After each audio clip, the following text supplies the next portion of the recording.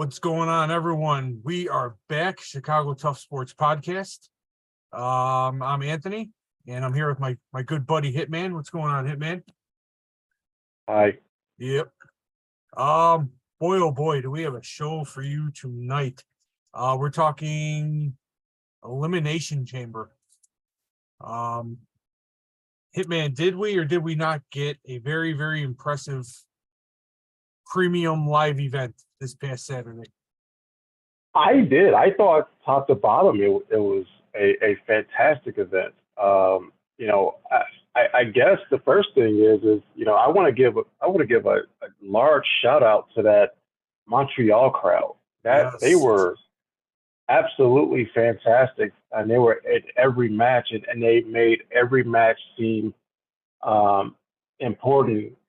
Even some of the lesser degree matches, they made it seem more important than what they actually were. So big shout out to the Montreal crowd, and if you're one of our subscribers that happens to be a person who lives in Montreal, thank you for being there and showing your support for the WWE. Yeah, right. To me, it was like a pretty good all-around event, except for one match. We'll get into that in a little bit. For me, my main focus is going to be on that main event from the second Roman came from backstage until the second that the event cut off TV. The second it was done. I'm probably going to get a little emotional on here. I'm probably going to say some potty words on here, but it's all going to be in good spirit. Nothing bad, nothing disappointing. It's just, it's like wrestling is back, when it comes to that main event. But I don't want to get into it right now. Let's, I know you want to talk about the other matches, so I'm gonna let I'm gonna let you fire off on the other matches, and I will answer any questions you have for me. I'm going to save all my energy and all of my breath, or as much as possible, for when we talk about the main event. Yeah, so part of the reason why I wanted to talk about the other matches because there's one in particular that I think that has gotten a lot of flack, so to speak, and the particular one that had to finish. I really tried my best since Saturday's event to stay off of social media when it came to my thoughts, whether about this match I'm about to talk about or just in general the whole event within itself. I truly tried my best to stay off social media, and that's just because I wanted to form my own opinion. Yep. I'm a huge Busted Open Radio fan, and I really tried my best not to listen to them. Yep. At least until after I got. At least until at least until we did the show. Yep. So I could go back and listen to them later. Whether it was you doing your little review short clip, yeah, or just people in general that I talked to in regards to the Bobby and Brock match. Well, let's talk about the little video I did on Sunday. You said you had a couple, I don't know, would you call them issues? Yeah. Well, it's not necessarily issues, but it's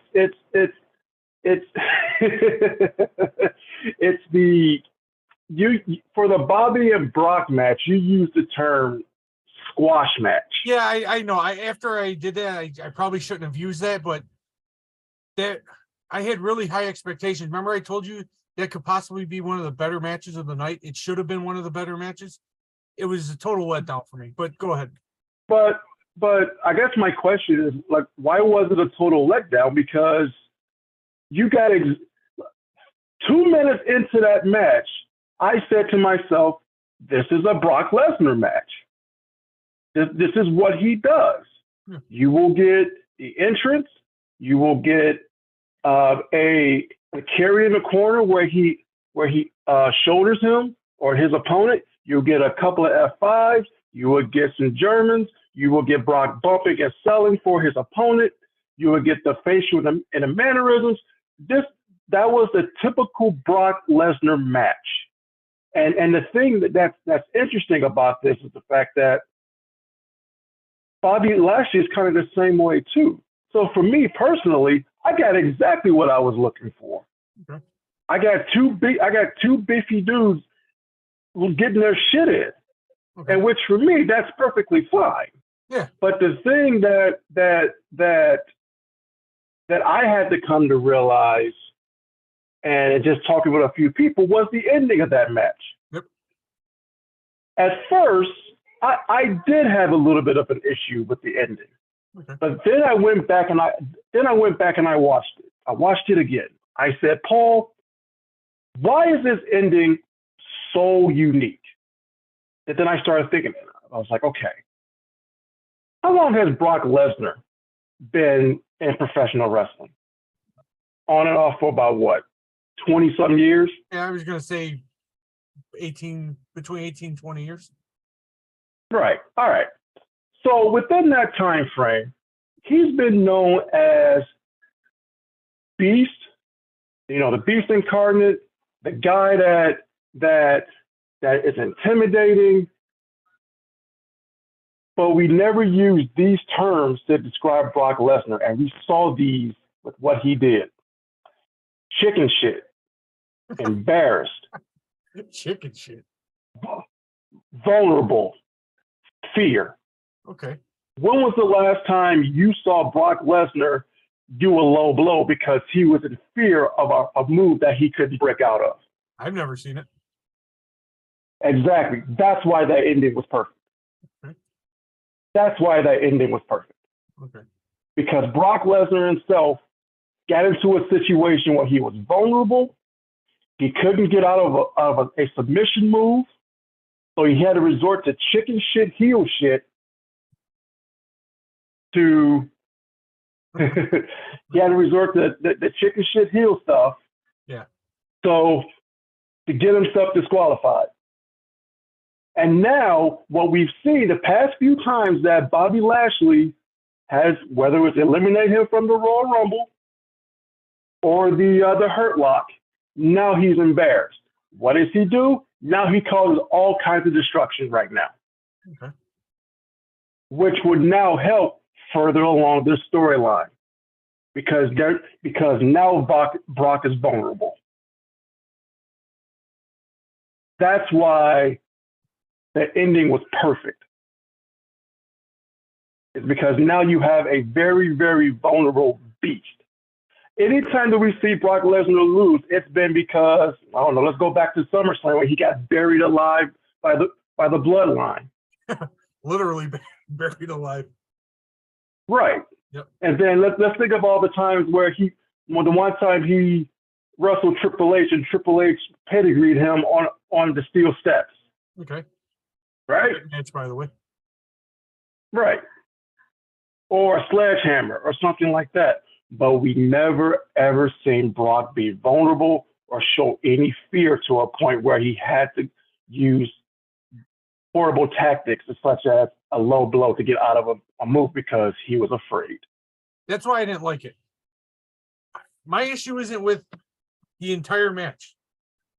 Like you said, that was your typical Brock Lesnar, Bobby Lashley match. That's what they do. There's nothing special. There's nothing amazing about what they do. They just go in there, they beat the shit out of whoever's in front of them. They're big, beefy muscle dudes. It's just, I would have rather have seen Lesnar get taken out by that Hurt Lock than see the low blow. A low blow coming from someone like Brock Lesnar, it doesn't feel. He's the beast incarnate. And I know what you're gonna say: vulnerable, chicken shit, all that. It's a personal thing for me. I don't want to see that out of Brock Lesnar, out of the beast incarnate. I'd rather have him get beat by that Hurt Lock or get pinned or pedigreed, whatever. Brock Lesnar doing low blows and cheap shots like that, to get out of a losing situation, to me, it doesn't work. It doesn't feel right. It doesn't feel good. How come? But what's the one thing we never seen Brock be? Vulnerable. Yeah. What's wrong with Brock being vulnerable? There's nothing wrong with Brock being vulnerable. It's just the way they portrayed him being vulnerable. Or the way you know what I'm trying to say, the way it was written in. Well, here.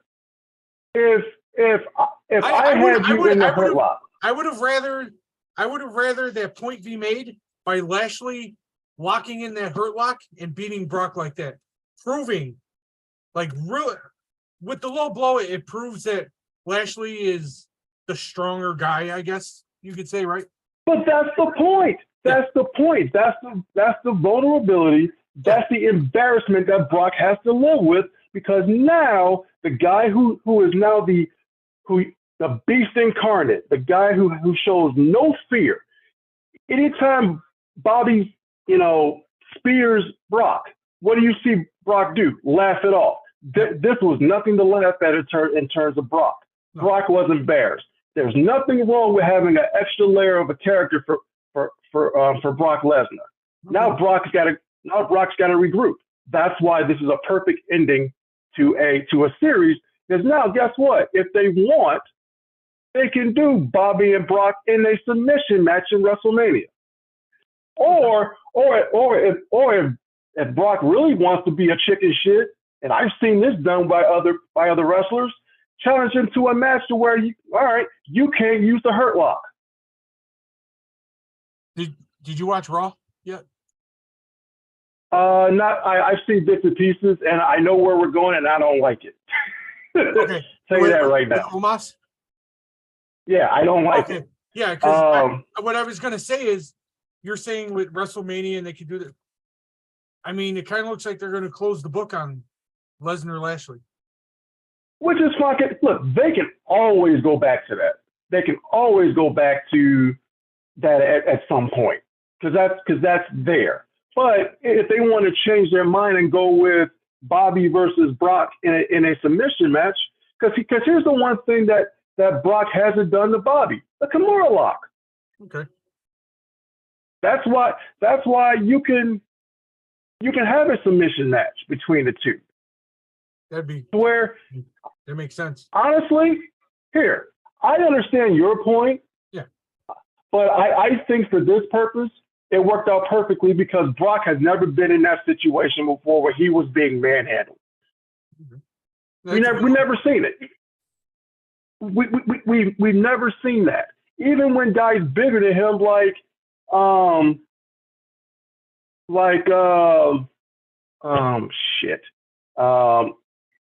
Strowman. Okay. We've seen Brock manhandle Strowman and not be afraid. But this is just a different layer of Brock, which we want.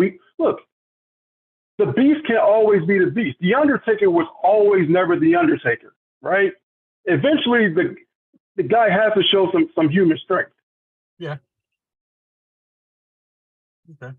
Now I see what and so I mean I get it, but I mean they can do something to where,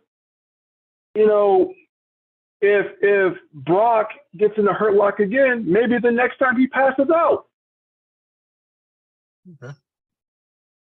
Okay. Yeah, they can do that. That's what I would have preferred.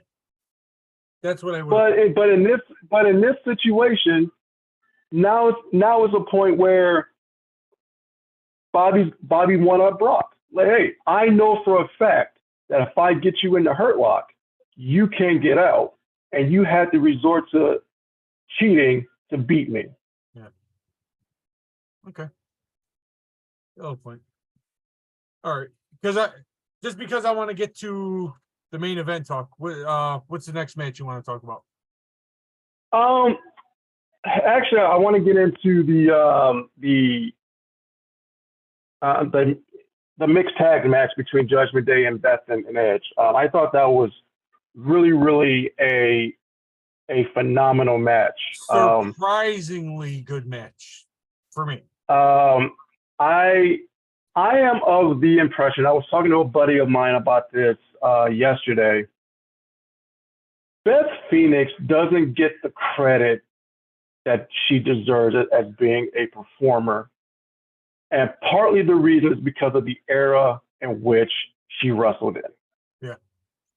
So when she was at the peak of her powers, in the late 2000s, early 2010s, she was wrestling the likes of, and no disrespect to any of these women, Michelle McCool, Layla L, and also I had her name earlier, and Melina. Okay. Beth Phoenix is showing right now, but particularly her times against Rhea Ripley, that she can go. Yeah. And my thoughts on Rhea Ripley. Yeah. She's really good. So that's why I think that, she's a Hall of Famer, former Divas, former women's champion.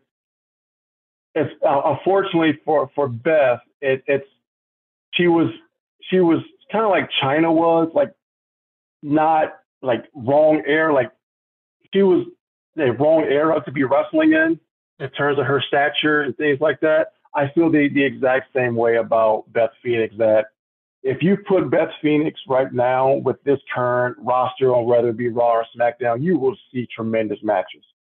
Mm-hmm. Just because of the sheer volume of the talent that's up and down both rosters. Okay. So, but kudos to all four individuals. I thought the match was awesome. The right person got the pin. The right person took the pin. Yep. So yeah, I was happy with that. Okay. So, do you want to get into the chamber match? Both chamber matches. I have a couple of thoughts on that. You want to get into that real quick? Like I said, I'm saving all my energy and most breath for the main. I'll do the women's chamber match first. I thought that was very, very awesome. Mm-hmm. I'm not going to lie to you. There was one point where Nikki Cross and Asuka both were freaking me out, but in a good way, of how they were in the cage, in the pods, kind of going back and forth, and Asuka in her pink, kind of smiling all freakishly, and Nikki sitting down, doing like this and stuff like that. It was kind of freaky, but it was a good thing. I thought Liv Morgan showed out within there. She's had a tremendous year, whether it be SmackDown champion and just the matches that she's been in. Asuka did some great stuff. Raquel Gonzalez did some good stuff. Natty did some good stuff. The women in general, I thought, really, really did an awesome job. And actually, up until that point was my, I think that was it. I think that was the first match. But the men's chamber, yeah, that was fun stuff. To me, the best part of that men's chamber, or one of the best parts, nobody got eliminated until all 6 wrestlers were in the ring. That was pretty awesome. That was awesome. And one of the things that I truly love was the fact that, going back to especially with the women, is that every one of those competitors did something great. Yep. Bronson Reed getting in there, being the monster that he is. Yep. Damian Priest looked very, very strong in there. Yep. But honestly, the guy that stole the show, that made himself some more money and a superstar, and I told you this, the last time you and I did a show about this dude, but Montez Ford is an effing star. Spider-Man. Montez Ford got money written all over him. Yep. It's just, and I'm just waiting.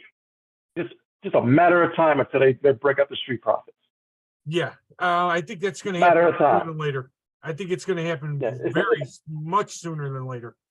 I'm still not a big fan of his, but what he did on Saturday was pretty fucking cool. I get it. He can be a little over the top, but that's just him. But the crazy athletic ability, his ability to sell, his ability to do moves, he's going to be a superstar within this industry. Yep. Once they decide that they want to put the jetpack to him, And he has to go heel. He'd make a really good heel. yeah, I mean they kind of teased that a little bit over the summer. Mm-hmm. Yeah, I remember You know, him and Dawkins, they were having like little disputes during a couple episodes of Raw. I remember that. Yeah. So, but yeah, those are my thoughts on that. You know, I know there was people that didn't really enjoy the Logan Paul being in there, being an interference. I thought that was fine. I mean, that furthered the storyline between him and Seth. So it is what it is, and I always enjoy when I see him do the buckshot lariat. I think that's a very cool move. Yeah. So, yeah, I don't have much to say about those matches. Okay. So okay. Are we ready? So let's move on to the main event. All right. Main event. Roman Reigns versus Sami Zayn. Sucked. What we saw on Saturday, I was texting Scott earlier. Mm-hmm. And he brought up a good point. He could probably find some better ones. But to my knowledge, to my recollection, I have not seen a wrestling match that good, damn near perfect. Fuck it. It was a perfect match. I want to say 10, 15 years within WWE. Because the point Scott brought up was he could think of some better matches. He brought up one from AEW and within WWE. What I can think of one right now. Which one? Cody versus Seth in Hell in a Cell. Close. Very good match. Damn it, what was I gonna say? Okay. Through my eyeballs, from what I saw on Saturday, it wasn't a wrestling match. That was art. That was like watching a movie, like we were watching a story being brought to life. It was more than words. It was physical actions besides the actual wrestling. It was facial expressions. Probably in the top 3 best moments of that match, the number one best factor of that match was that goddamn crowd. Oh, absolutely. The second Roman Reigns walked out of that ring, the heat. I tweeted out, and I think I texted you, I could feel the heat coming through my TV set. It was beautiful, man. Like, that is a heel. That is a bad guy right there. A couple weeks ago, everyone was cheering this guy. What did we hear that entire match? F you, Roman. F you, Roman. Roman sucks. The entire match. Because of the crowd. The crowd took that match to a totally different level. Elevated it. Yeah. Man, I was telling you, I was trying to take notes on this match. I wanted to do like a breakdown of like all the special moments in that match in order, but there's just too much. There's too much for me to write, and I'm too lazy to write all that. Well, yeah, I mean, let's start. And then I got to get this. I've been holding this in for 3 days, and then Sami Zayn walks out. The pop that Sami Zayn has been getting, mainly on Saturday night. Dude, these pops are very loud, very exciting to watch. I'm very jealous that I wasn't there for it. I would have loved to have been there for all of that. I said in our last video, I was never a Sami Zayn fan. I am a Sami Zayn fan. I like Sami Zayn now. I could get over I'm over the whole punk rock thing. I'm over it.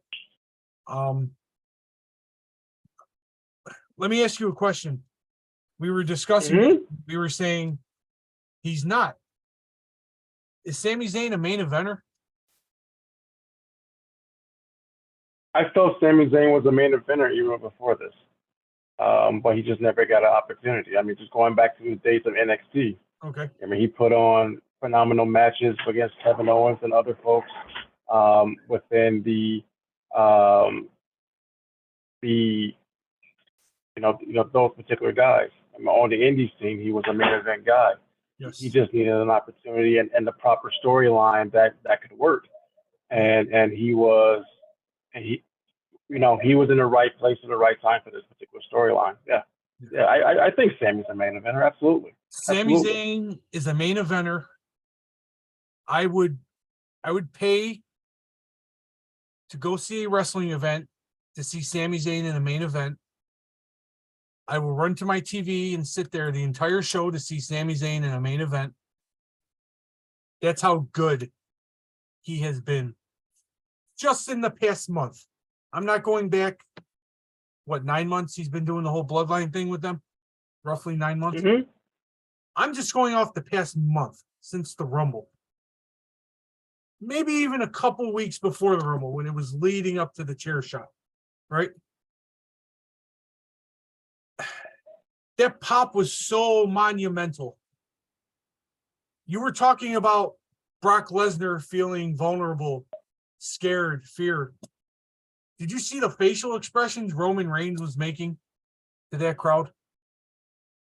Because of the crowd? Yeah. That was, yeah. That's concern.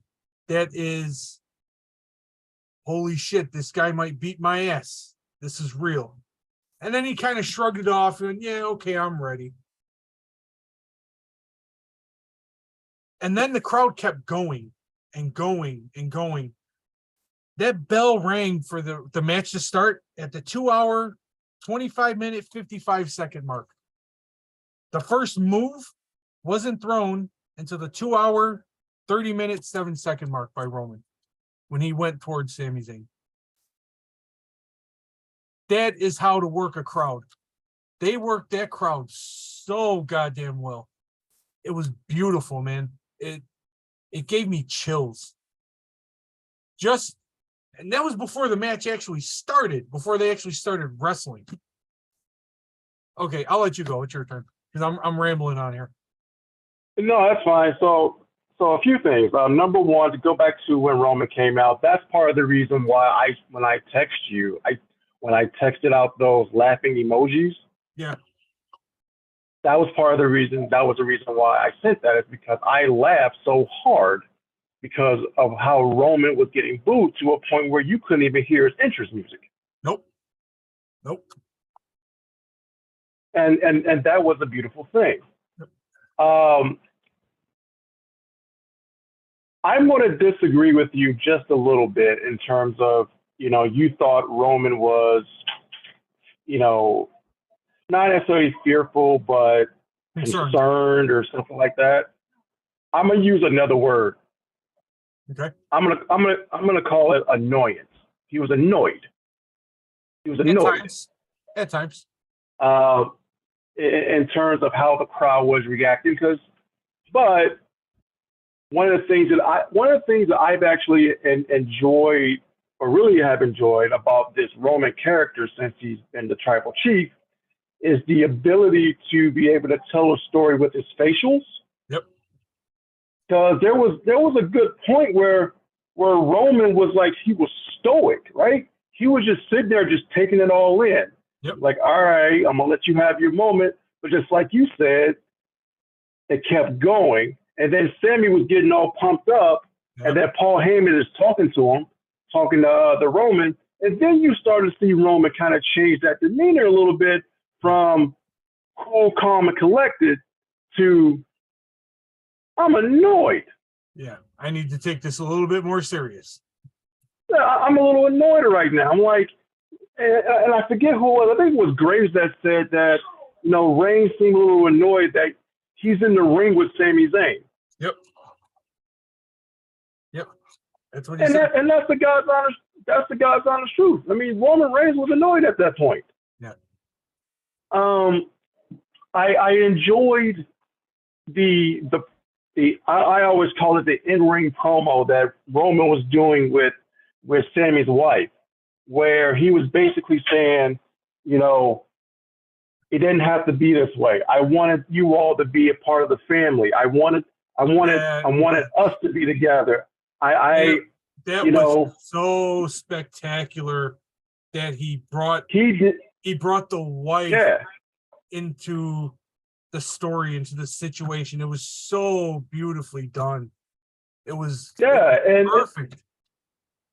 And the fact that she's sitting there ringside. She sold it. Yeah. On top of the lady sold the shit. Yeah, and, the fact that he's like, he did this. Don't blame me. He's the one that I gave him relevance. I gave him an opportunity to be a part of my family. Yep. And he not only did he say that to the wife, but there was a couple of people in the other corner of the ring that he was saying this to.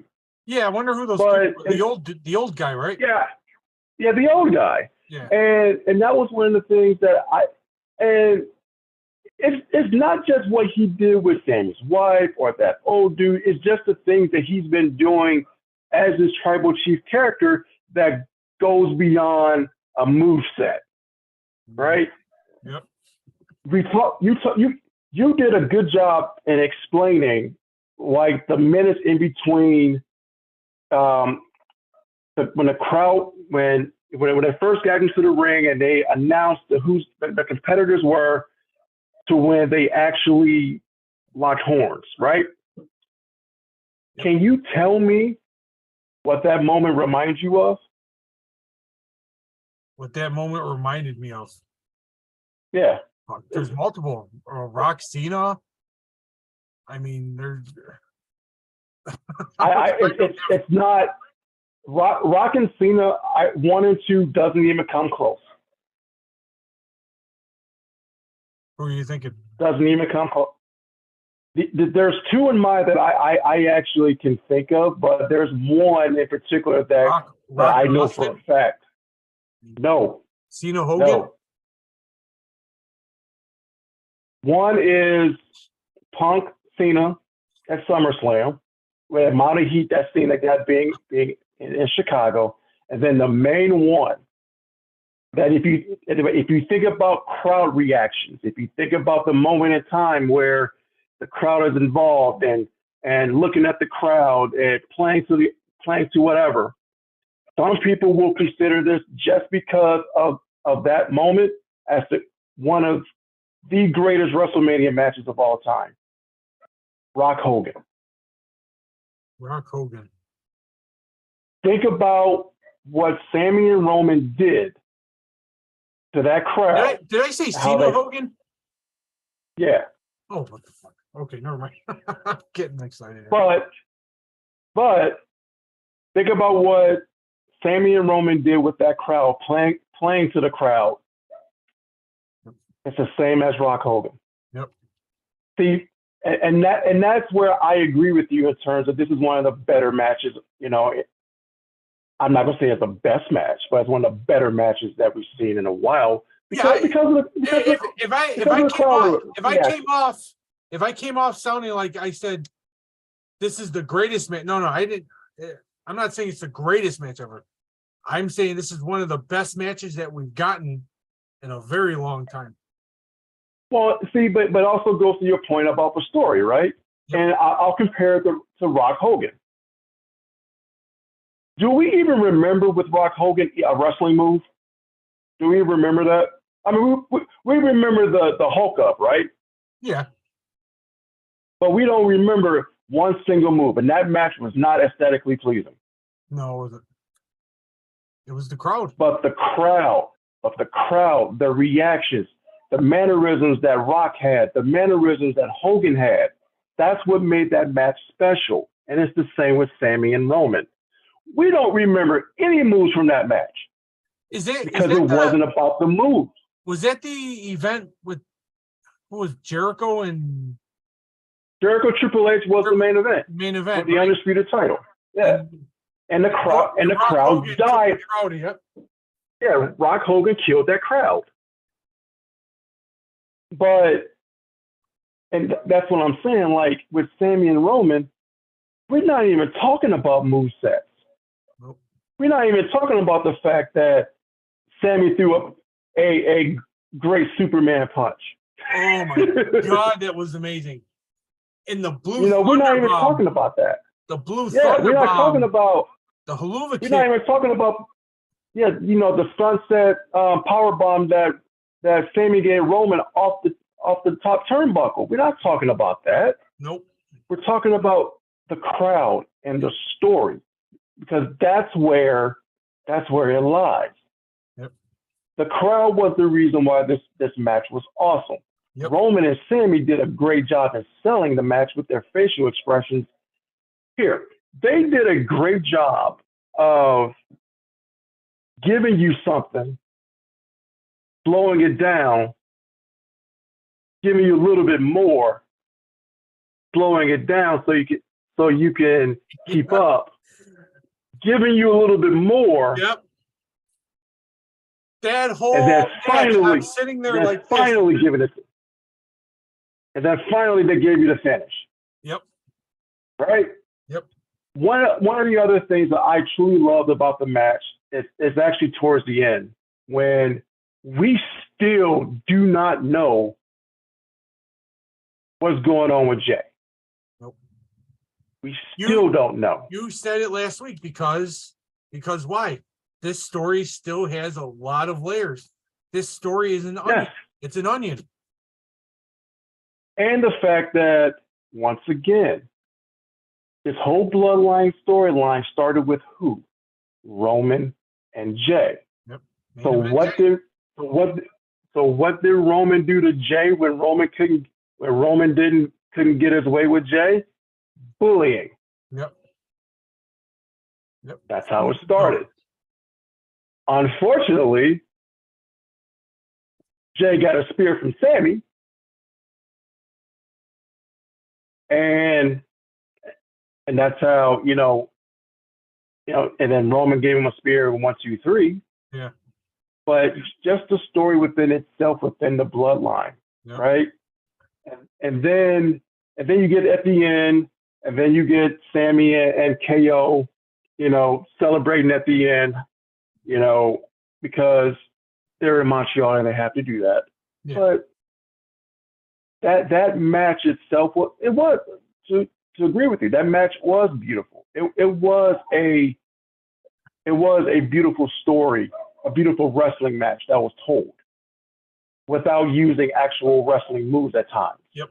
Because, like I said, it was just, Tony, you said it perfectly. It was a movie. It gave you a little bit at the beginning, slowed it down to where you can adjust for a minute, sped up a little bit more, slowed it down. Yep. Like then it popped off. This was me the whole entire match. Yeah. And then when it was over, and then when it was over, like an idiot, I stood up and I started clapping. And that's okay. Look, you said at the beginning of this show, or beginning of this segment, we were talking about this match, that you thought it was art, right? Yep. If you go to a Broadway performance, right? Yep. What do you do at the end of that performance? Get up and clap. You get up and clap. Yep. Wrestling's art, right? Yep. It's there's nothing wrong with that. It's just it's such a beautiful thing, man. And that match, mainly because of the crowd, they took my fandom for wrestling, kicked it in the ass, and booted it up several levels. No, for me, that match, or just the storyline in general has kind of restored my theories behind storylines that you don't have to do things in a complicated manner to make the storyline make sense. Yep. This is simple. You know what this has been, Hitman? This has been like a 3-part series of movies, you know? And at the very end, you want that big battle scene. The good guy versus, or the bad guy versus the good guy who used to be on his side. You want that big battle scene, and that's what we got. That big exciting climax. And that's what we got. Part of it. I know it's not over. I'm talking Roman Sami. Oh yeah. I really hope that they just shut the book on that now and let the Sami KO Usos thing develop and let that happen now. Yeah, because like we talked about during our last show, that's where the story lies. Yeah. But yeah, I mean, like I said, I laughed out loud because of the reaction that Roman got when he first walked out, because I couldn't hear his theme music. It was so, dude, wasn't it incredible? The heat. Like you said, it got to the point you couldn't even hear his music. You couldn't hear his music. And yep. Yeah, and the bass of his theme is usually pretty loud, but what I would love to have seen is the decibel level in a corner of a screen just to see how loud it was in the arena. They should start doing that. That would because be like a nice little tidbit, like in the corner of the TV screen. Yeah, I would have loved to have seen that. It's funny because we talked about Sami being a main event player. We talk about Roman and his history. This has just been a perfect storm of a story. Yep. In terms of all the players involved, and you saw concern from Heyman. Heyman's always going to be concerned. That's just him. Yep. But just to add that added layer of what Jay's going to do. Mm-hmm. Is Jay going to side with Sami, or is Jay going to eventually turn on Jay's going to eventually turn on Sami? Where all this is going to lead, because like I said in our previous show, this has the capability of being a top 3 storyline when it's all said and done. They could take this. They could take this damn story another 2 years if they really wanted to, and they really put a good story out there. They could keep going with this. Well, oh yeah, absolutely, because it's the family. It's the family. Yep.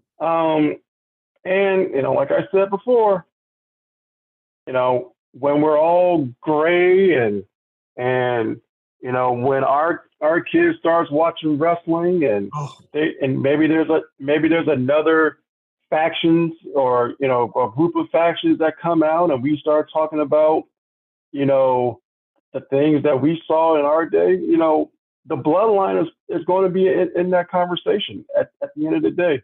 You have to at the end of the day. You have to add the bloodline into NWO, DX. Yeah. You have to put them in there. The Horseman, Evolution. I had a buddy tell me the Heart Foundation, in which I'm kind of like, I don't know how I feel about the Heart Foundation. I think I will put the bloodline over the Heart Foundation at this point. Okay. But the layers in which this group has, and the talent, it's interesting. It's going to be interesting how everything plays out. But overall, man, it was a great show. What did you think? I called my or the who? What did you think of the near falls? Oh, near falls were perfect. They were perfect. They were fucking phenomenal. Yeah.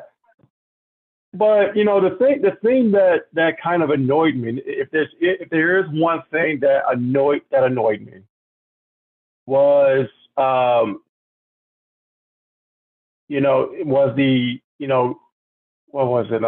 It was a Superman punch, then into the Halua kick, but there was no referee. Okay. To count, which is fine, but I probably would have preferred Roman to kick out, have a referee there and the kick out. Okay. But that's just, once again, personal preference. But it is what it is. But outside of that, man, the match, the near falls, the storytelling that, like I said, you didn't necessarily need the moves for, was great. Was great. It was a great match. Yeah, because really It was a great match. They really didn't do too much as far as the actual wrestling goes. It was a blue thunder bomb, some Superman punches from both guys, a couple kicks. Sami came off the top rope, what, twice? Maybe 3 times? Yeah. So then you had Roman doing his bullying thing, grabbing Sami by the chin, and then they get up and start smacking each other and stuff like that. Look, just when it's done correctly and you keep it simple, it's a beautiful form of entertainment. It is. It might be kind of dorky or nerdy to say that word, but it's just been. It was so beautiful, man. It was perfect. Done. It gave me chills. It gave me anxiety, like good anxiety. The holy shit. It's no different. Yeah, it's no different than you watching, a movie, right? It's no different than, you going to see a play at a theater, right? If it moves you, right? And then after it's done, you want to get up and clap because they put on the actors who play these roles put on a spectacular performance. Yep. They brought the emotion out. It brought emotion out of me, man. And I don't think we'll get anything that good again for a while. There's a 4-letter word for that. It's called care. They made you care. Yep. They made you care. Yep. And for the amount of investment that I have in pro wrestling, that kind of validated all of my time, the money I spend on all this useless shit. You should see the shit I'm staring at right now. I told you the other day, it's like, dude, you should see how many shirts I have in my shopping cart. It's like $300 worth of fucking shirts. I tell myself, just pick like 3. I can't do it. Yeah. It's I'm very proud to be a wrestling fan. I'm very proud, and if anyone has this, it's fake, like, go after yourself. Yeah, it's like, no shit, but it's good. If it's well scripted and you have the right people, it's really, really good. Really, really good. Yeah, it's an awesome form of entertainment when done correctly. I would love to give. Well, I am going to give the players involved and also creative, kudos for the job that they've been doing for the past 6-7 months with this storyline. And actually, if you want to give, Vince some credit for having the thought to let Roman and Heyman control this. Yeah. The real reward and recognition has to go to the crowd, though. Oh, absolutely. Absolutely. Look, here, how many times did you and I text each other after a Monday Night Raw and say, man, this crowd sucks? A lot. A lot. Like the show was good and the matches were good, but the crowd sucked. I forgot which episode of Raw or when it was. The next morning I did one of those little short videos on our YouTube page, which what did I put on it? Hey, wrestling fans in such and such state, it's okay to cheer during a wrestling match. You know, it's okay to Right. make noise and stand up and not just sit there. Right. So no, there was none of that throughout the whole show, but especially during the main event. I know I was No, on the edge of my seat for that match. Was what, like a half hour, almost 45 minutes. yeah. I was on the edge of my seat the entire time, literally. So, and I even jumped my big ass up out of the chair 3 or 4 times. Yeah, and there's nothing wrong with that. And like I said, I mean, I was making loud noises during the match, and I sent out the laughing emojis because I literally popped when Roman came out, and you heard the chorus of boos, and I'm like, yep, Heat. That's true heel heat right there. That's not go away heat. That's not, we don't want to see you. We want our guy to kick your ass. Yes. Yes, that is why I'm a fan of heels. Right there. If I were a pro wrestler, I would be a heel. I Yeah. don't put me in that good guy shit. I want to be booed. No, and I want to be hated. I want to be disliked. look. I want you as a fan to pay money to come see me get my ass kicked. Yep. That's what a good heel does. Yep. It elicits that emotion to where, if I'm a heel, like I said, you want to pay money for the good guy to kick my ass. Yep. That's why Vince McMahon is probably the greatest heel of all time. Yes, he is. Yes, he is. Because we paid money or tune in every week to see Austin kick his ass. Yep. Oh, so beautiful. I'm so happy we finally did this. I'm so, for 3 days, like people have been at work have been asking me, oh, what did you think? I'm not saying anything. I don't want to talk about it right now. I told him I'll talk to you about it on Wednesday.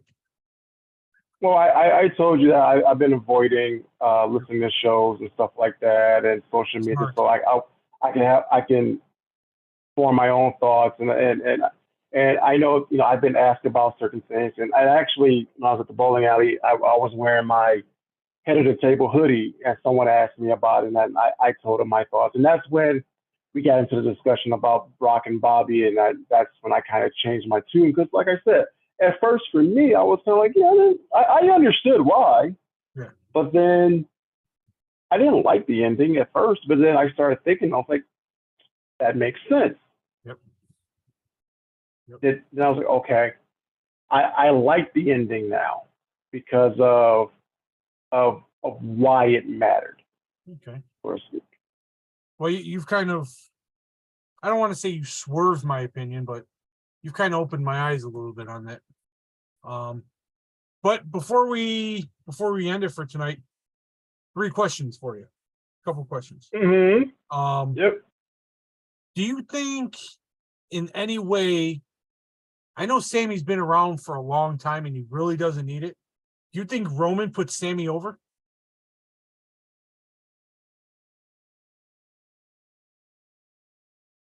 Anytime soon? Huh? Ever? No, or on Saturday. Do you think he put him over? Like, do I think? Yeah, go on. No, I'm trying to understand your question. Repeat it again. Do you think Roman Reigns put Sami over on Saturday night? Like, really put him over? Like, put him in the discussion of being a main eventer? Oh, okay. I don't know. I know okay. I see what you're asking. Sorry, I thought you meant like getting the win. But as far as like Roman got the win, but did Sami come out as a bigger baby face, baby face that he was when he walked in? Yes. yes and no, because I don't think Sammy was in Canada, so I don't think that I don't necessarily think that it would have mattered if he was if him getting over, because he was already over being in his home city. Okay. Um, I guess we'll have to wait but until they come back to the States. we have to wait and see. I mean, because Sammy's going to get cheers now, you know. But as far as like getting that massive pop that he got, I mean, those are going to be few and far between. You know, in terms of now, because I don't know if Sammy could ever get as high that he was on Saturday. Okay. He's pretty You know, high. because he's on cloud nine right now, because even though he didn't win, he put on a hell of a performance. Yes, he did. So yeah, in an essence, yeah, maybe he did get over more. Okay. All right. Second question. This is random. Mm-hmm. Where the hell is Tommaso Ciampa? He's hurt. Because I like him. Yeah, I know he got hurt He's hurt. Yeah, long ago. he got neck surgery. He had neck surgery, I think. Okay. I know he has surgery. Okay. All right. Last and final question before we end it. Who the hell is that guy in the front row in the green shirt? I see him on like every episode of Raw and SmackDown. Oh, I don't know. I don't know. I mean, there's a few guys that I figured you would know. No, I don't know. He wears like a green shirt I mean, with like a smiley face on it, and he wears like a brown, like a khaki hat.